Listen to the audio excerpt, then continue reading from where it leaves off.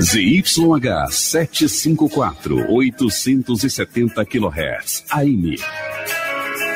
Rádio Universitária, Goiânia.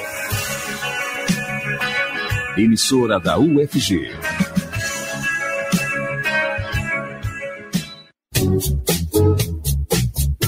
Começa agora o Jornal das 6. Independência e credibilidade desde 1980. Olá, boa tarde. Está começando na Rádio Universitária o Jornal das 6. Eu sou Rodrigo de Oliveira e fico com você até 6h30. Lembrando que o programa vai ao ar nos 870 AM do seu rádio e também pela internet no site www.radio.ufg.br. E você pode acompanhar a programação da Rádio Universitária pelo aplicativo Minha UFG. Conversando pelo bate-papo, Railton Nascimento, presidente do Simpro e da CTB, a Central dos Trabalhadores e Trabalhadoras do Brasil, aqui de Goiás.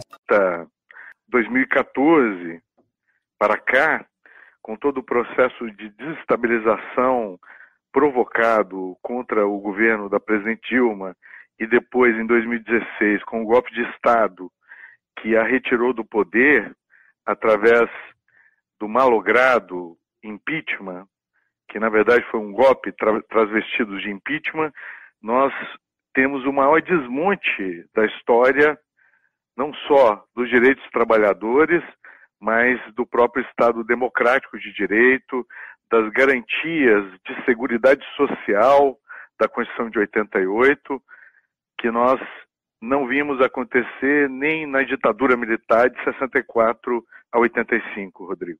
Agora, Railton, entre as conquistas, um outro avanço foi estender os novos direitos a todos, né, sem distinção de sexo, ofício ou idade. Atualmente, as diferenças constituem um problema, ou seja, ainda há distinções de tratamento de acordo com as condições de vida e do trabalhador?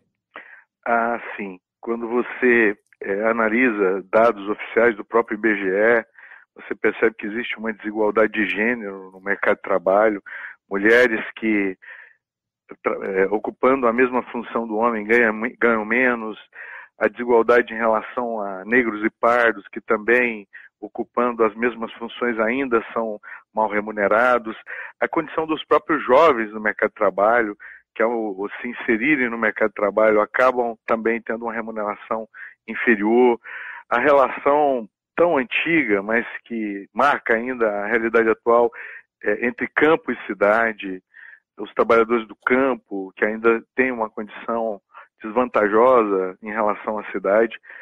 Apesar das conquistas, nós ainda temos essas desigualdades que não foram de todo superadas, Rodrigo. Agora, a origem do 1º de maio, ela está vinculada à luta pela redução da jornada de trabalho, né? Bandeira que, inclusive, é super atual, né? Em meados do século XIX, a jornada média lá nos Estados Unidos era de 15 horas diárias. Atualmente, aqui no Brasil, a jornada média é de 8 horas de trabalho por dia, né? O que seria uma jornada justa para o trabalhador, Railton? Nós batalhamos aqui nas últimas 2 décadas pela redução da jornada de trabalho, que hoje, na verdade, é de 44 horas semanais na legislação brasileira, e com a reforma trabalhista, a possibilidade de se estender ainda é maior, né? Então, há países pela Europa que já reduziram essa jornada para 36 horas, como foi o caso da Inglaterra. No que nós defendemos, uma jornada de trabalho justa deveria ser, no mínimo, né, entre 30 e 36 horas. Infelizmente, o que nós temos hoje é uma jornada de 44 no Brasil e que se estende aí, hoje, a 48, ao contrário daquilo que os trabalhadores reivindicavam, que as centrais reivindicavam, que era a redução da jornada sem redução de salário, né, Rodrigo? Agora, Railton, historicamente, a luta da classe trabalhadora costumava ser pelo avanço dos direitos, né? Mas na atualidade tem sido uma luta pela manutenção dos direitos já adquiridos, né? Como é que se avalia e analisa aí a atual conjuntura para o nosso trabalhador? Os trabalhadores brasileiros, de fato, lutaram bravamente pela ampliação das suas conquistas, redução da jornada de trabalho, e outros direitos a mais. Entretanto, com a emergência desse golpe, consolidado aí em 2016, nós vimos, ao contrário da ampliação dos direitos, a redução dos direitos dos trabalhadores. Então, hoje nós lutamos pela revogação da reforma trabalhista. Nós lutamos contra a reforma da Previdência, que com muita luta nós conseguimos barrar, especialmente a partir da greve que nós promovemos um ano atrás, em 28 de abril, nós paralisamos, o Brasil numa gloriosa greve. Então, infelizmente, o que nós vemos é isso, uma reforma trabalhista que abriu possibilidade de demissão em massa, rescisão fora do sindicato, uma reforma trabalhista que colocou como optativo a contribuição sindical, que na verdade vem com a pretensão de levar à bancarrota, à falência, os sindicatos, trabalho intermitente, mulheres grávidas trabalhando em lugares insalubres. Então, o que nós vemos com muito estarrecimento e indignação é um retrocesso que nos leva a um período anterior a 1943, quando da consolidação das leis trabalhistas. Muito grave o que passa a sociedade brasileira, os trabalhadores, que veem, ao contrário daquilo que foi prometido por esse governo, que não há uma outra denominação senão de governo golpista, o desemprego crescer. Eles disseram que a reforma trabalhista traria aos trabalhadores geração de emprego, modernização das relações trabalhistas. O que nós vemos hoje é o contrário, uma economia estagnada, quase 14 milhões de desempregados no Brasil, e os postos que são postos gerados de trabalhos absolutamente precarizados, sem formalização em carteira de trabalho. Então hoje, muito bem, Rodrigo, como você coloca, a nossa luta é pela manutenção daquilo que conquistamos, formalizados na CLT, na Constituição, nas jurisprudências, Isso está em risco hoje.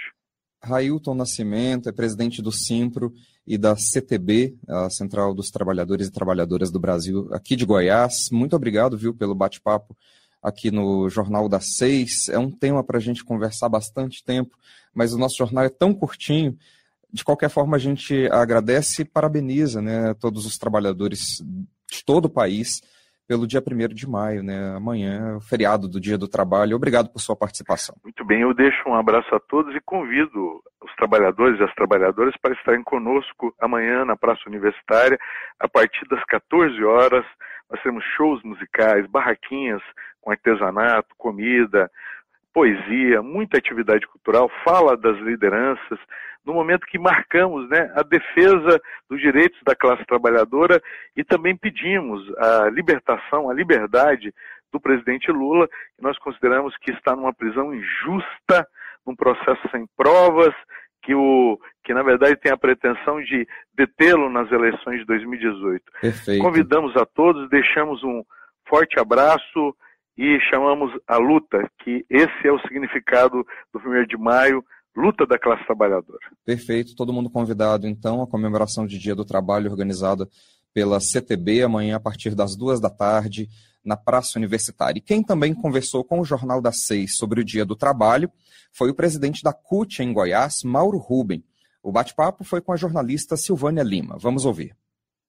Mauro, o que o trabalhador tem a comemorar neste 1º de maio de 2018? Nós não temos nada a comemorar, porque o Brasil tiveram graves retrocessos no direito do trabalhador e outras ameaças, e sobretudo o desemprego que está crescente no Brasil. Você tem números do desemprego no Brasil e em Goiás? No de Goiás ainda não temos, mas no Brasil nós já estamos a mais de 13% da população economicamente ativa, desempregada. Ocorreram 70% dos empregos gerados no último trimestre são, na verdade, ocupações por conta própria, praticamente pico, coisas que não garantem direitos dos trabalhadores, Estamos vivendo os piores momentos para a classe trabalhadora. Esse desemprego ocorre por conta da economia e mais por essas novas leis trabalhistas, em sua opinião? O que pesa aí no desemprego? São esses dois fatores graves, O primeiro é que a economia brasileira, a partir do golpe estabelecido com o afastamento da ex-presidenta Dilma, a economia passou a ter mudanças drásticas e bruscas, onde ela está sendo praticamente paralisada. Isso, os negócios estão diminuindo, não existe mais aquele volume, né, do comércio que a gente tinha. E agora, já com o quinto mês da nova regra do retrocesso das relações de trabalho, essa também vem impondo o seu desemprego, porque já vem mudando aí as formas de contratações, né? Existe uma precarização na relação de trabalho, enfraquecimento do movimento sindical, dos sindicatos, de modo geral, e isso gerando um desnível muito forte na economia, né, e impondo aos trabalhadores, né, a população do modo geral, esse sacrifício que a gente tem visto aí diariamente, com o aumento das pessoas com dificuldades financeiras, né, tendo que mudar sua vida completamente. Ao mesmo tempo, muitos estão indo para as ruas até pedir, né, por alimentos e por dinheiro por conta dessa crise. Cresce, então, o subemprego também. Cresce muito, viu? Você, da Rádio Universitária, tem acompanhado muito isso, né? Sobretudo o que nós vimos aí da Emenda Constitucional 95, que retira dinheiro público do Brasil para pagamento desses grandes agiotas internacionais, fazem uma verdadeira derrama, né, de recursos públicos para o sistema da dívida, né? A entrega do pré-sal mexeu profundamente na economia brasileira, o desmonte do estado do Rio de Janeiro, sobretudo a paralisia e a regressão dos investimentos públicos, né? Onde nós não temos praticamente investimento público nenhum, né? As universidades nossas com dificuldade de financiamento, a área de saúde, o exemplo aqui do município de Goiânia, o orçamento de 2018 é menor do que 2017, isso vai se repetir praticamente no país inteiro, isso fazendo com que somamos aí um momento muito trágico para o povo brasileiro, com muito desemprego, com regressão dos programas sociais, das políticas públicas e muito sofrimento. Mauro, as consequências já sentidas com as novas leis trabalhistas, quais são elas? Pontue para a gente. O primeiro delas é o aumento da carga horária, a retirada de direitos, porque é uma mudança profunda, como, por exemplo, os professores das universidades, das faculdades de universidades particulares. Eles passam a ser praticamente diaristas, não tendo as garantias trabalhistas, tendo, inclusive, alguns casos com esse chamado trabalho intermitente, que não garante nenhum salário completo ao final do mês, né? E nós temos também o fato de muita gente sendo pressionada a sair do seu trabalho de carteira assinada para virar pessoa jurídica. Então, essas são as questões assim, mais sérias.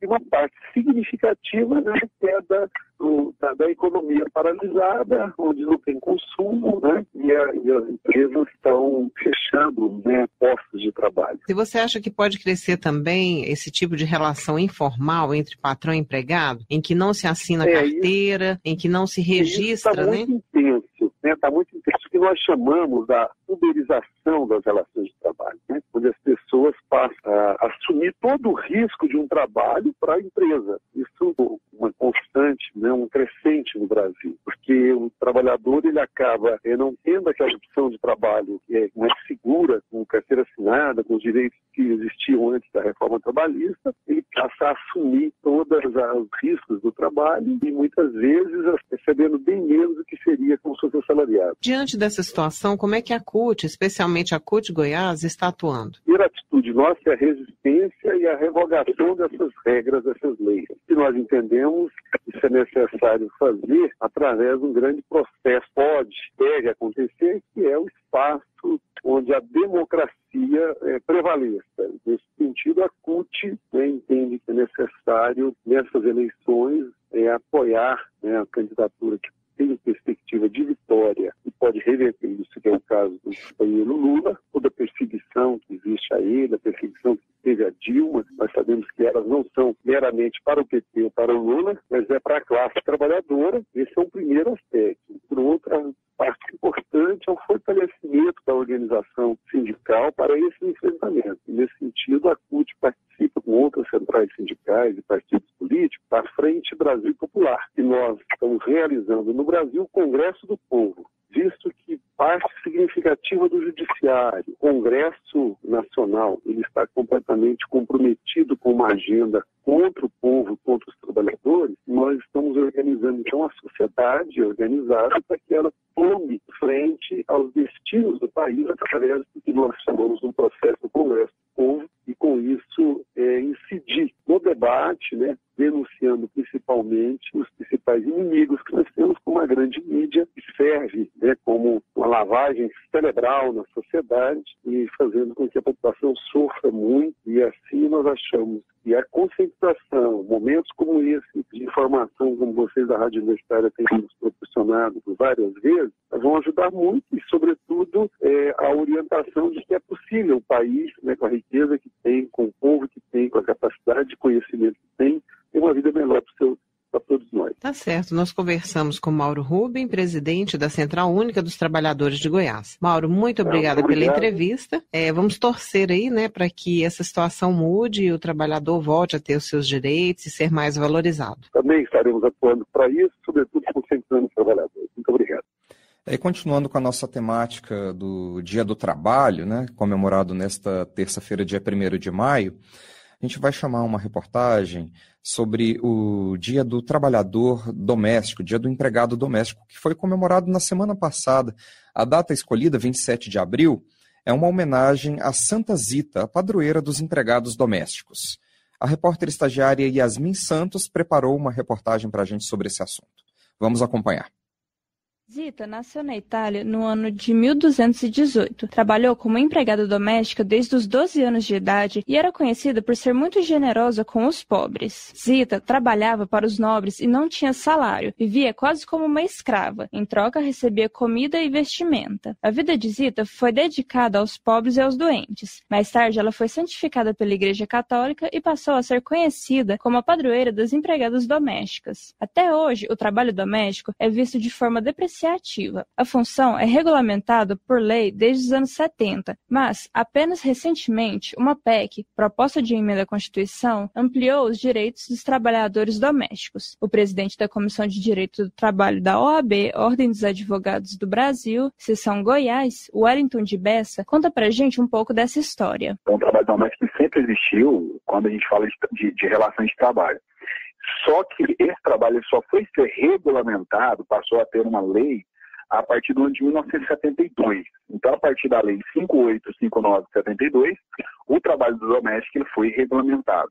O problema é que, nesse primeiro momento, com essa primeira lei que tratou do trabalho doméstico, nós tivemos aí uma regulamentação mínima. Então, foi assegurado ao doméstico, por ocasião desses direitos, apenas a assinatura de carteira de trabalho, direito à previdência social, salário mínimo, né? Então, os direitos que foram assegurados por essa lei ainda eram direitos de um rol muito precário. Então, esses direitos só foram ser elastecidos, ampliados com a Constituição de 88. Então, a Constituição de 88 assegurou diversos outros direitos a esses trabalhadores domésticos, né? Como 13º salário, férias anuais remuneradas, sendo que, mesmo após a Constituição de 88, esses trabalhadores ainda continuaram a ser preteridos, né, a ter restritos alguns direitos, tais como jornada de trabalho, adicional noturno, adicionais de insalubridade e periculosidade, ou seja, normas de segurança e saúde no trabalho.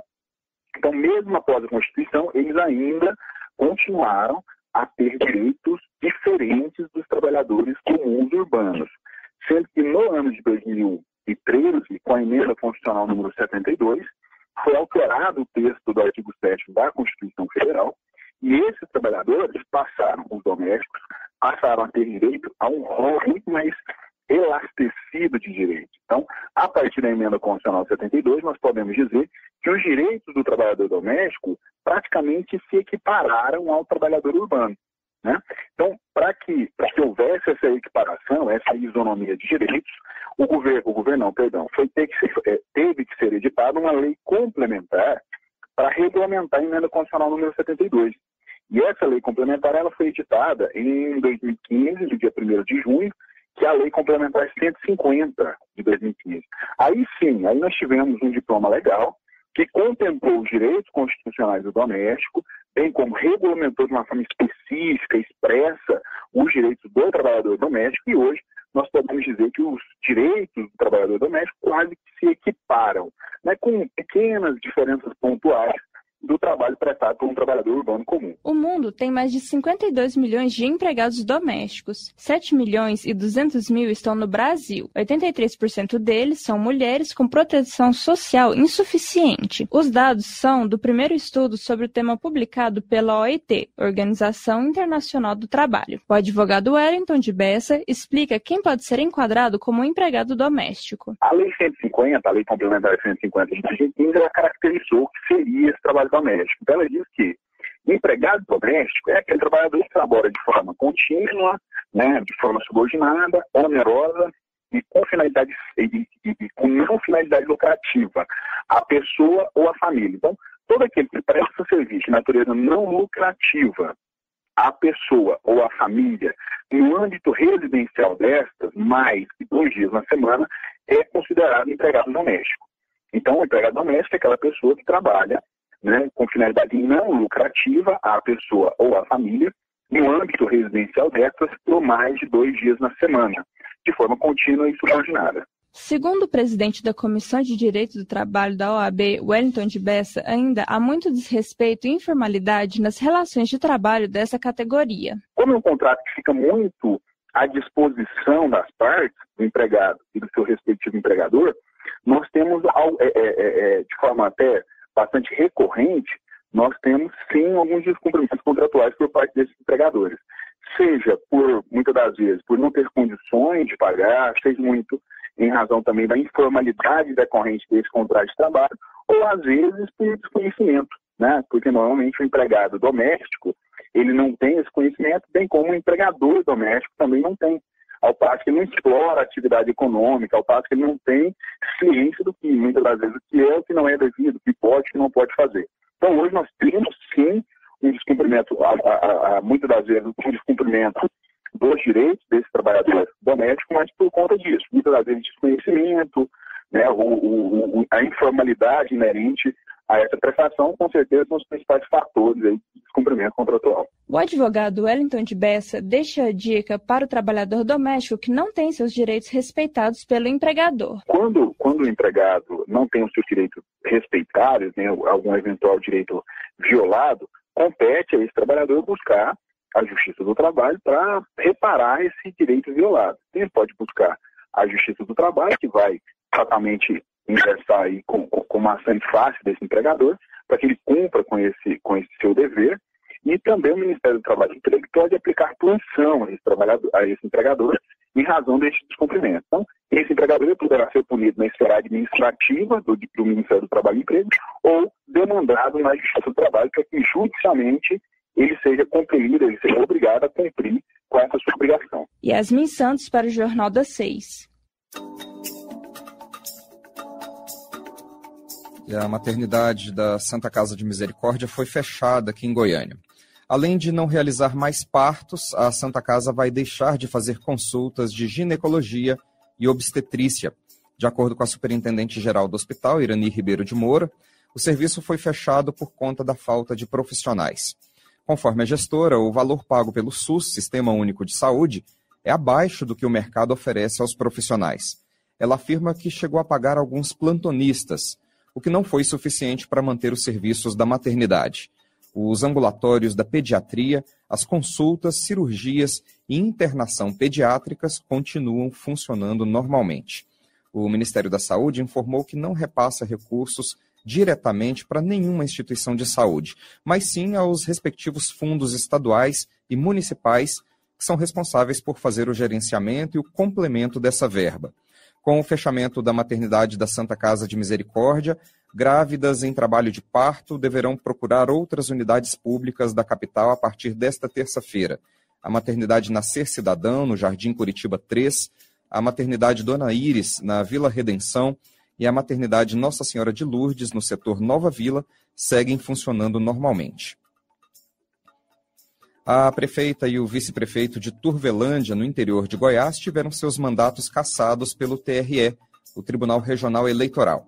Reila Aparecida de Farias, do MDB, e Alex Queiroz Florencio, do PTC, são acusados de aproveitar o mandato do ex-prefeito Ailton Minervino, do MDB, para prometer a entrega de lotes em troca de votos. Na decisão, o juiz relator Jesus Crisóstomo de Almeida afirma que a prefeitura implantou em pleno período de campanha eleitoral um loteamento com a realização de obras e ampla divulgação no site da administração, das redes sociais e por meio de faixas instaladas no local.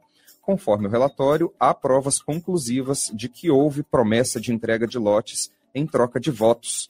O tribunal acatou parcialmente o pedido feito pelo Ministério Público de Goiás.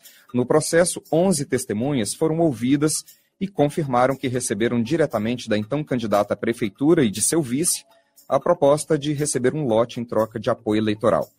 Nem Reila Aparecida, nem Alex Florencio e nem o Ailton Minervino se manifestaram sobre as acusações, nem sobre a cassação do mandato. Ainda cabe recurso dessa decisão no TRE. Com esta informação, a gente encerra o Jornal das 6 desta segunda-feira, 30 de abril de 2018. Produção do Departamento de Jornalismo da Rádio Universitária. Agradecemos ao Clóvis Henrique e ao Sebastião Cruz pelos trabalhos técnicos. A todos uma boa noite e muito obrigado pela audiência. O Jornal das 6 fica por aqui. Nós temos um encontro marcado de segunda a sexta, a partir das 6 horas da noite. Muito obrigada pela audiência.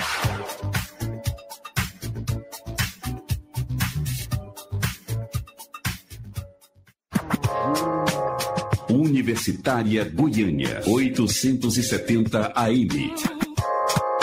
Música, informação e diversidade cultural. Emissora da UFG.